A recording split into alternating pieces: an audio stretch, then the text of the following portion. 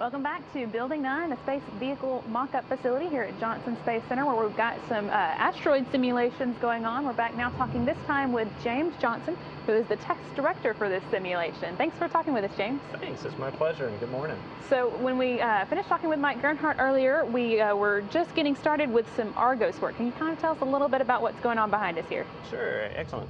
Argos stands for Active Response Gravity Offload System, and it's just one of several different facilities that we're using here at Johnson Space Center to go ahead and evaluate doing near-Earth asteroid simulated EVAs. So part of the overall Desert Rats tests is to really kind of do two things right now, and that's first of all evaluating this new second-generation space exploration vehicle, in addition to evaluating some of the different facilities that we have here at JSC and how we might use those for a fuller fidelity test coming up in August.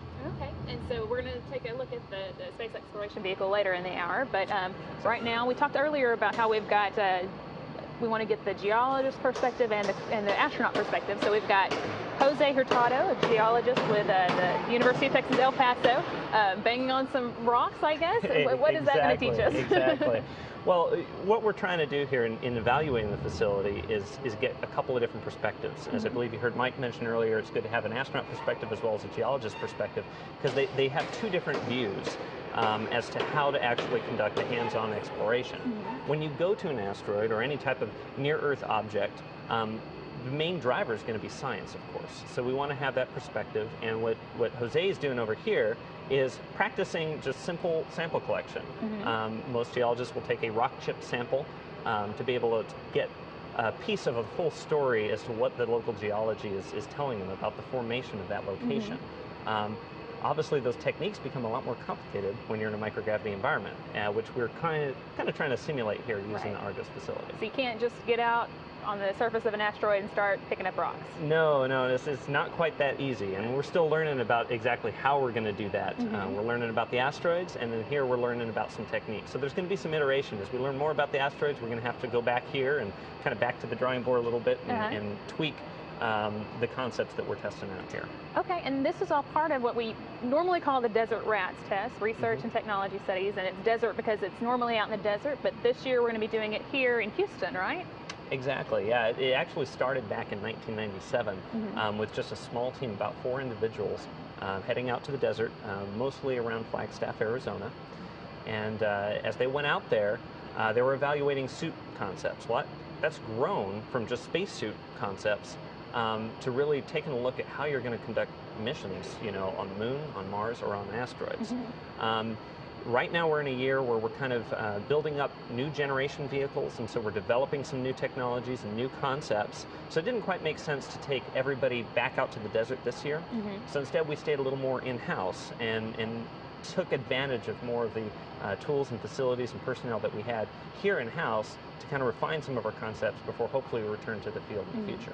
And so this month's tests are actually to get ready for some bigger tests that'll be taking place this summer?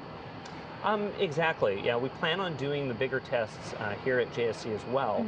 Just as I mentioned earlier, kind of increasing the fidelity. We hope to have a operational team over in the Mission Control Center, actually one of the smaller rooms that's available to us. And we will try to really simulate time delays and that full interaction between the crew and the Mission Control Center in that full-scale simulation. Okay.